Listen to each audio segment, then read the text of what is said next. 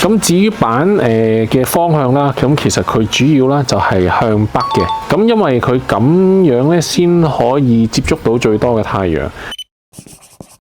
Hello， 大家好，我係 Kenny。咁今日呢條片咧就比較特別嘅，因為係一樣嘢令我糾結咗好耐，左計計右計計，到底划唔划算呢？咁到最後啦，都係決定咗去片，就係幫自己屋企裝翻個太陽能板咁樣啦。咁喺我開始呢條片之前啦，首先俾大家睇下個 set up 先啦。咁呢度啦就係屋頂個太陽能板，咁一共就係15塊板嚟嘅。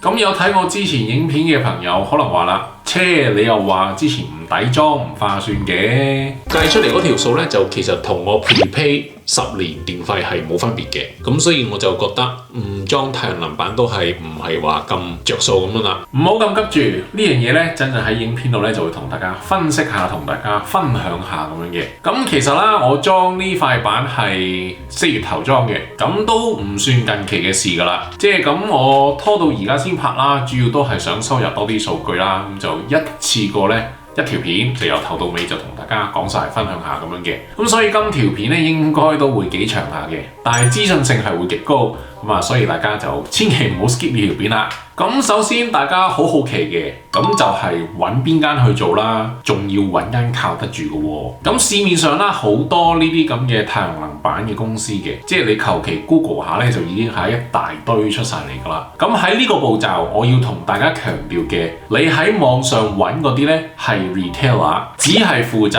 賣嗰個動作。咁而呢啲 retailer 收到你個 order 之後咧，就會外判揾電工，就上你屋企做安裝呢個動作。咁所以其實呢個過程咧，你係牽涉咗2間唔同嘅公司嘅。咁今次啦，我就揾咗3間公司 quote 價，非常之重要，千祈唔好淨係揾一間，揾幾間咁你就可以知道而家即係 market price 大概係咩 range 啦，同埋防止自己係做水魚咁樣嘅。咁我今次揾呢3間啦，就係 Emerge Solar、Regen Power 同埋 PSW Solar。咁我哋買太陽能板嘅話咧，就唔係話個瓦數越大就越好嘅，你買到啱好咧就得噶啦。咁好似我哋一般家用嘅咧，成個 system 你揾6.6個 kilowatt 咧，就其實夠做噶啦。再大瓦數咧，基本上普通家居係用唔着嘅，除非你屋企有勁多超食電嘅電器啊，勁多雪櫃、冰箱啊，你先考慮即係買大啲嘅瓦數啦。如果唔係6.6 kilowatt 咧，基本上係夠做噶啦。咁我之後啦就上呢3間公司嘅 website 啦，咁就填 form，咁就叫佢 quote 價俾我嘅。但係我好 specific 咁樣咧，要佢哋 email 個 quote 俾我，因為咧有啲公司啦就即係一收到你個 form 之後咧，就會好快叫個 sales 打俾你，跟住就喺電話度咧一輪機關槍咧就係咁塞啲資料俾你咁樣嘅。咁即係我哋自己又唔係太熟呢樣嘢啦，即係好多好 specific 嘅嘢咧，其實我寧願佢係白紙黑字寫清楚俾我睇，好過我自己經電話聽而去抄錯咁樣嘅。咁同埋我有晒佢啲資料嘅話啦，我又可以自己喺背後即係上網做下啲 research 咁樣，即係知道到底發生咩一回事咁樣嘅。咁買太陽能發電呢個 system 啦，有2部分大家要係去做決定嘅，一就係太陽能板啦，當然，咁我今次就係揀咗 Jinko 呢隻牌子，佢哋就有呢個叫 N-type solar panels 嘅。咁點解我會揀呢隻呢？因為 N-type 暫時係市面上最先進嘅科技，電能轉換嗰個 efficiency 係最高，中間佢嗰個 energy loss 係比較低嘅，同埋佢嗰隻物料咧係襟晒啲嘅，對高溫嘅抵抗能力咧係會比舊科技係會好啲嘅。咁即係你都知道啦，Perth 夏天其實都 OK 熱嘅，日日30幾40度咁樣長期曬咧都幾係嘢嘅。咁科技先進咗啦，咁價錢上就當然會貴少少啦。咁即係我覺得啦，即係你既然都有心想裝嘅，咁就梗係裝個 quality 好少少。咁你成個 system 襟埋啲嘅，你都可以用得耐啲。咁所以我就選擇咗呢隻叫 N-type 嘅 solar panels 㗎。就係你個 inverter 嘅作用啦，就係由太陽能板產生嘅直流電變成我哋屋企用嘅交流電。咁同埋成個發電系統啦，第一樣嘢壞嘅咧，就一定係個 inverter 壞先嘅，因為塊板咧就只係會擺喺你屋頂接收陽光，佢係冇任何動作嘅。但係個 inverter 咧就係會不斷運作去處理你啲電。咁所以喺損耗上啦，都一定會比較容易出問題嘅。咁所以大家喺揀 inverter 嘅時候啦，就千祈啦，真係好強調啦，最好都係揀翻個 quality 好少少噶啦。咁我今次揀呢個 inverter 啦，就係揀咗華為。咁理由好簡單，因為佢個市佔率係最高，同埋佢係拋離其他品牌都係幾多下嘅。咁一個好簡單嘅分析角度就係話，你個 inverter 要材料靚穩定問題少嘅，先可以有咁高嘅市佔率噶嘛。咁所以見到佢嗰個 percentage 咁高，同埋個相差個程度都 OK 大呢，我都冇話作啲咩最後糾纏啊，又要想揾啲平靚正嗰啲都冇啦。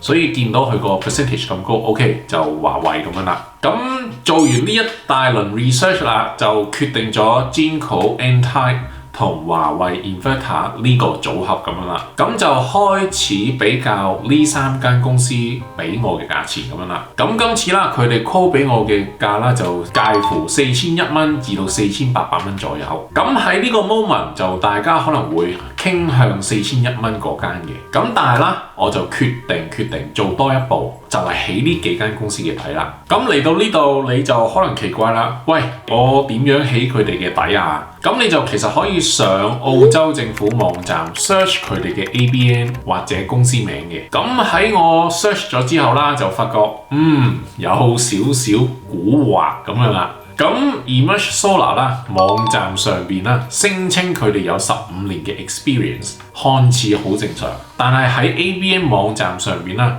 佢哋喺2021年先喺西澳正式註冊嘅。咁你可能問啦，即係點啊？佢哋呃人啊？Well technically 咧，佢哋係冇呃人嘅，只係講啲唔講啲咁樣啦。咁我睇翻佢哋嘅網站，佢哋係有兩個地址嘅，一個就喺 New South Wales， 一個就係 WA。咁好明顯呢間公司嘅發源地啦，就喺 New South Wales 做咗先啦。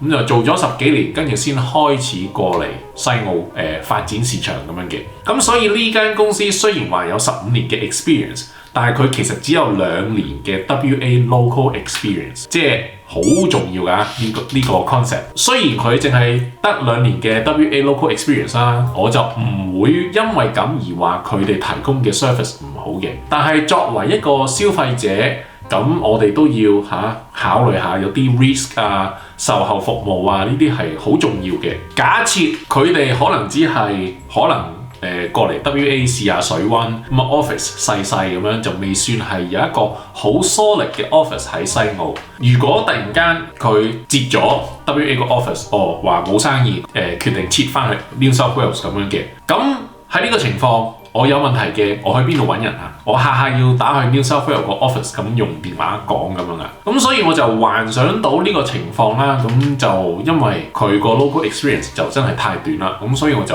冇考慮到 Emerge Solar 啦。雖則佢嘅價錢係最平。咁另外嗰兩間啦，其實都傾得 OK 嘅，過程都係幾順暢嘅。咁 Region Power 俾我個價咧，就係咁多間之中最貴嘅。但係啦，佢哋喺個 proposal 嗰度啦，就有個 price bid 咁樣嘅。咁我咪試下同佢哋傾下，睇下可唔可以 bid 到個 price 咁樣咯。咁到我真係開始同佢哋 bargain個價嗰陣咧，就開始扭扭擰擰咁樣啦，減唔足就不特止，跟住咧就係咁轟炸式咁樣啦，就 send email 俾我，即係公司啲宣傳片俾我，跟住又話don't fall for cheap price 啊，跟住不斷地表揚自己公司有幾好，有幾多年經驗啊，然後去踩低人哋公司，同埋係咁俾壓力我，逼我盡快做決定落單咁樣嘅，即係個 sales 你越俾壓力我咧，我就越唔想幫襯佢。咁到最後啦，講到最後我都覺得都費事同佢講啦，小喇叭拜拜啦，即係真係講都費事講啦，就真係冚線我都唔想理佢啦。跟住佢之後再不停咁樣俾電話我咧，我真係接都唔想接。咁所以 Region Power 到最後啦，就因為佢個 sales 真係太用力啦。去幫佢自己公司揾生意咧，我就冇幫襯佢。咁所以最後啦，就係幫襯咗 PSW Solar 呢間公司去買我呢個太陽能發電呢個 system 嘅。同埋 PSW Solar 有一個特別位啦，就係佢哋自己一條龍有埋電工嘅，所以安裝呢個動作啦，都係佢哋自己公司做埋，就唔係外判俾其他公司去做嘅。咁所以喺安裝有啲咩問題嘅話咧，咁其實我直接揾佢就得啦，就唔需要再牽涉到第三公司去解決我嘅任何問題咁樣啦。咁所以啦，我成個 system 埋單咧就係4390蚊。好啦，咁依家就講完一大輪事前嘅工作啦。咁我哋依家咧就出去屋外邊睇下我哋個 system 咁樣啦。好啦，而家就走咗嚟出去屋嘅外邊啦，咁就我哋一齊就攞架飛機，咁就飛上去咧，就一齊睇下成個 system 到底係點樣啦。我哋好啦，咁而家大家睇到咧，呢度就係15塊板啦 total。咁咧坊間咧有啲就係16塊板嘅，咁其實就好 depends 你係每一塊板個 output 個 volt 數係幾多嘅啫。咁就因為我呢個係 N-type 嘅 solar panels 啦，佢每一塊板 individual 嘅 output watt 數其實係高過普通嗰啲嘅，咁所以就一共咧就係15塊板，就唔係坊間嘅16塊板咁樣啦。好啦，咁唔知大家睇唔睇到啦？咁咧，佢其實咧就係靠呢個扣咧，就係扣住屋頂嘅啫。咁所以咧就唔需要擔心話我裝呢啲板咧就會轉爛個屋頂咁樣嘅，其實就唔會嘅。佢只係攞起咗屋企嗰啲磚啦，咁跟住咧就將個扣咧就扣實喺個屋個結構嗰度嘅，咁所以就唔會存在一啲任何轉爛嘅工作咁樣嘅。咁同埋佢哋手勢都好好啦，即係我今次幫襯呢間，咁佢哋就冇話轉爛啲什麼磚咁樣嘅，咁所以整體嚟講都 OK 嘅。咁至於板嘅方向啦，咁其實佢主要啦就係向北嘅。咁因為佢咁樣咧，先可以接觸到最多嘅太陽。咁因為太陽由東邊升起啦，咁西邊落山，咁所以向北咧就會係接觸到最多嘅太陽嘅。咁所以擺位咧就視乎你自己屋頂咧有幾大㗎啦。咁好似你見到我隔離屋咁樣啦，咁其實佢就冇裝得好多塊板。咁我就啱啱好咧，屋頂就可以裝晒，就一排過就15塊板咁樣嘅。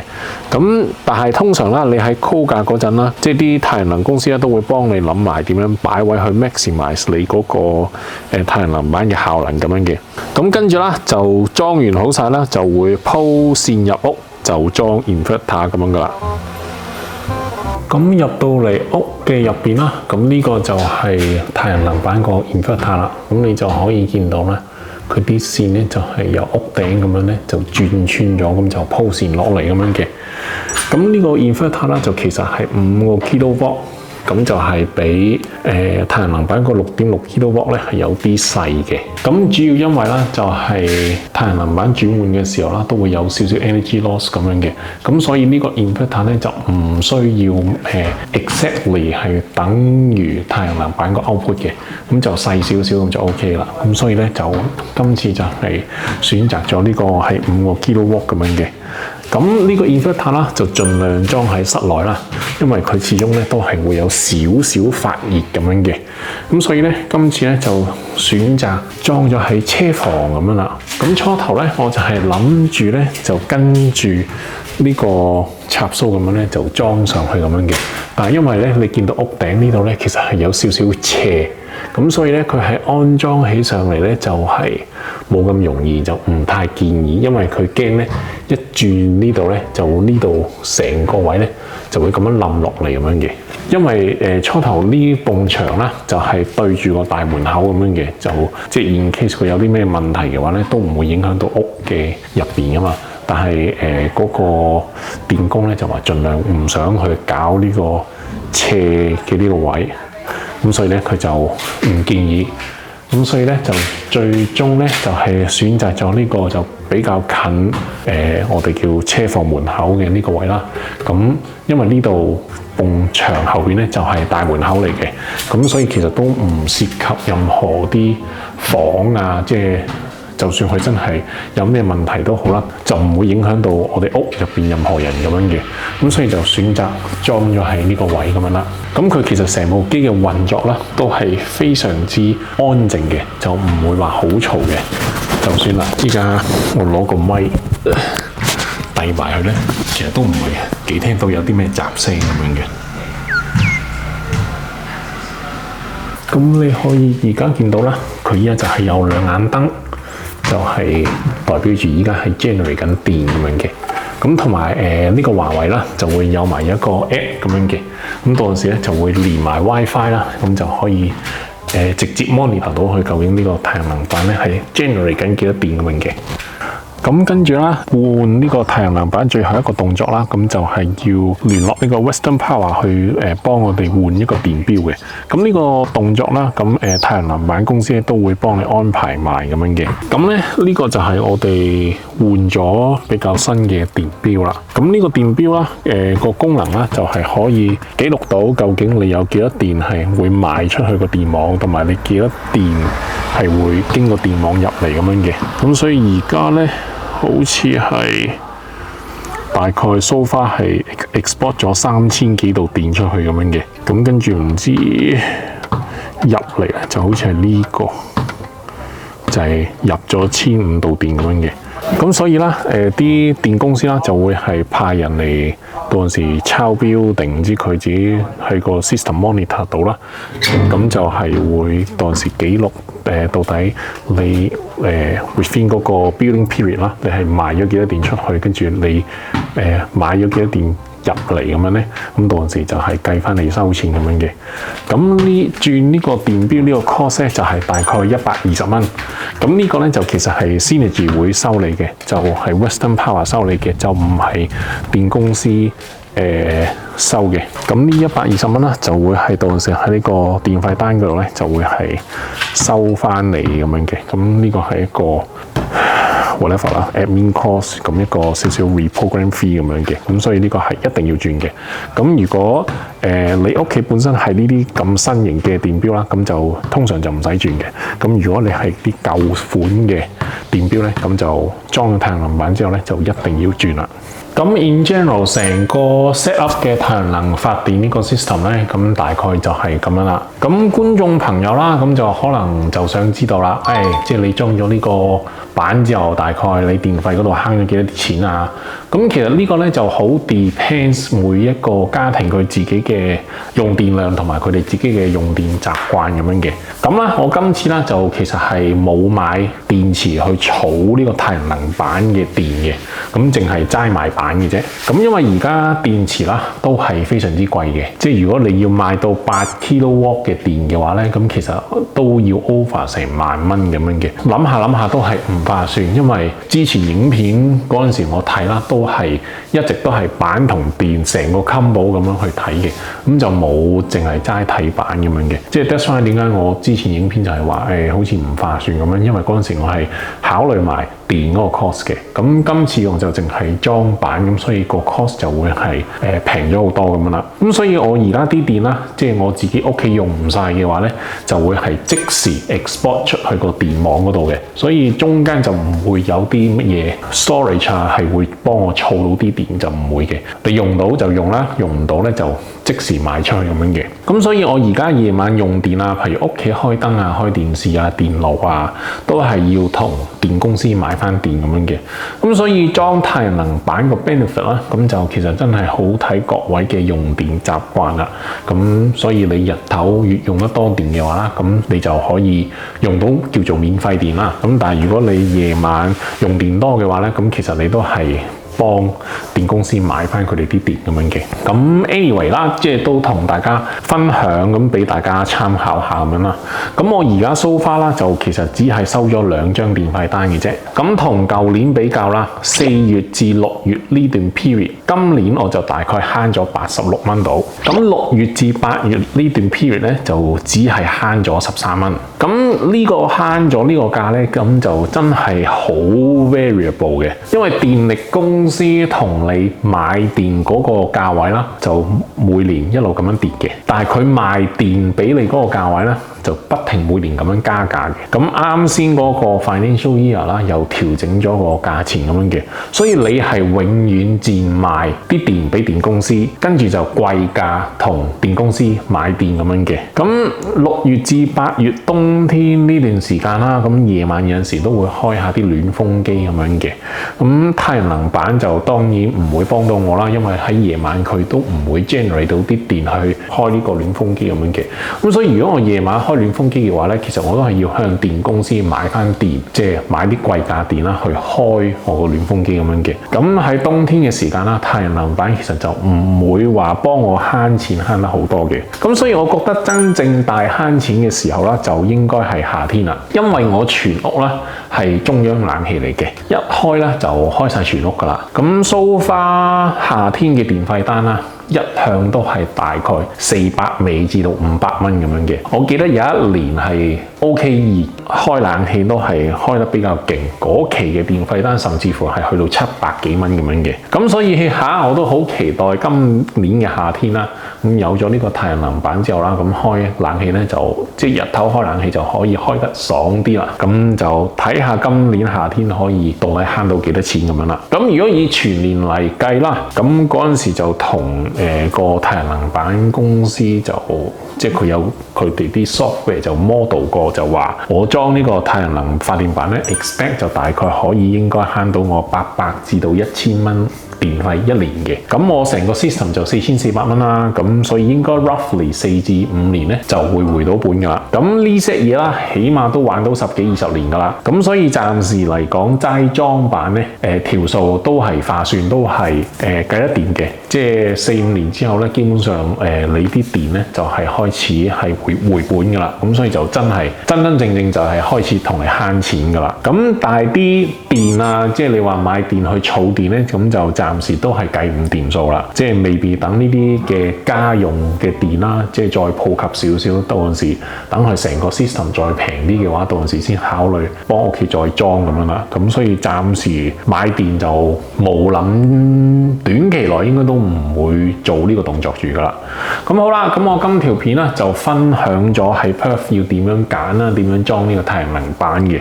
咁最重要啦就係點樣去揀一個比較可信嘅公司咁樣啦。咁大家就可以根據我頭先上網 search 下 ABN 啊，同唔同公司去傾下，咁去了解多啲佢哋嘅 background 啊，咁就希望就大家唔好俾人昆水咁樣啦。咁對於未裝但又苦惱緊裝唔裝嘅朋友啦，咁希望呢條片可以能夠幫到你哋做決定咁樣啦。好啦，咁如果大家中意我呢條片嘅話咧，就記得俾個 like 我，subscribe 我 channel，開埋個鐘仔。咁我哋下條片再見，係咁，拜拜。